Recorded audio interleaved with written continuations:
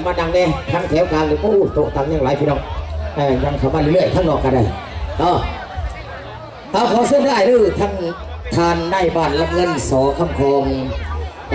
คือสิ่งบันทานไอเฮาเป็นผู้เป็นเก่าระเบียบที่ได้การมวลการซื้อส่วนไหนหามส่วนไหนบริกีหามขอปรึกษาหารือประกอบกันมากเสื้อน้อยเนาะเจ้าจิตฐานจับความสำคัญโอเคเวลาเจ้าขอพรเจ้าเพิ่นนั่งอยู่ตัวไหนดีเนาะเขาก็หนึ่งก้องเนาะมาทอดถวายสิวัดบ้านกลมดงเนาะแต่ในก้องประปาครั้งนี้เนาะก็ถือว่านี่ประธานเนาะประธานประปาเนาะมีอยู่84 คนเนาะก็โดยการนำของทานปัญญาฮอลดีเนาะประธานดำเนินงานประธานอุปถัมภ์ประปาเนาะสารกาทั้งคณะประธานทั้งหมดเราทั้งไป14 คนและนั่นก็มีห้องประธานอีก42 คนเนาะและก็มีท่านและกรรมการเนาะเชิญออกมาเด้อ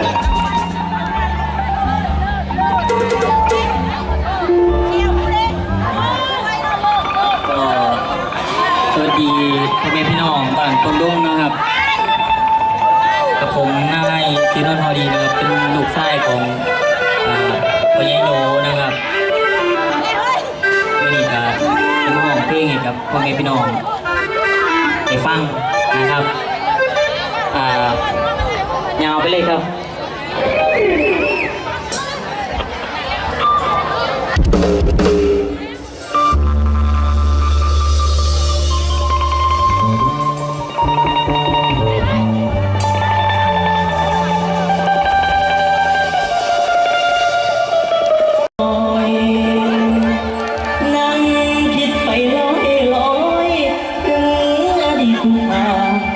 เป็นบ้าย้อนมาคู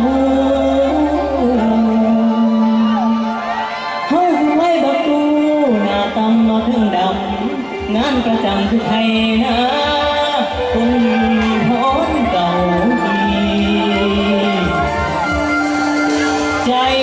ทวินน้ำนองคือสิบ่สมปองเด้อตัวน้องน้อกับพี่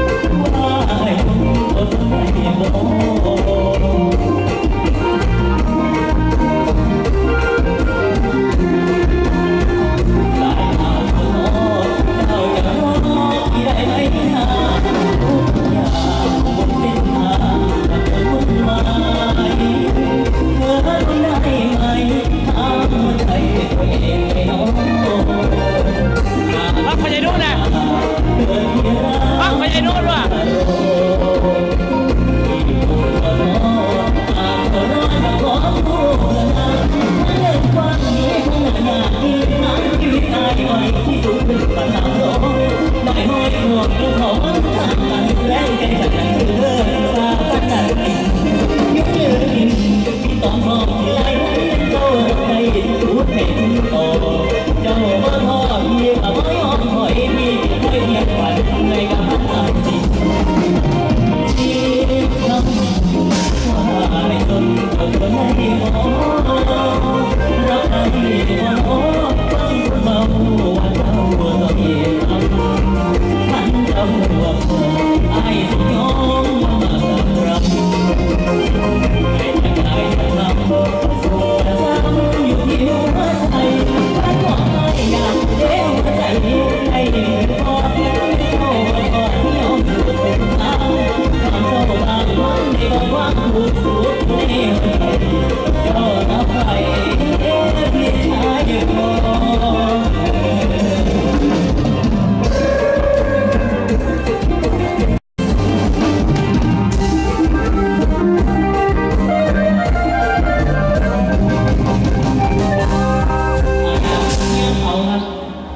ลืมเมียเขาดีจังดี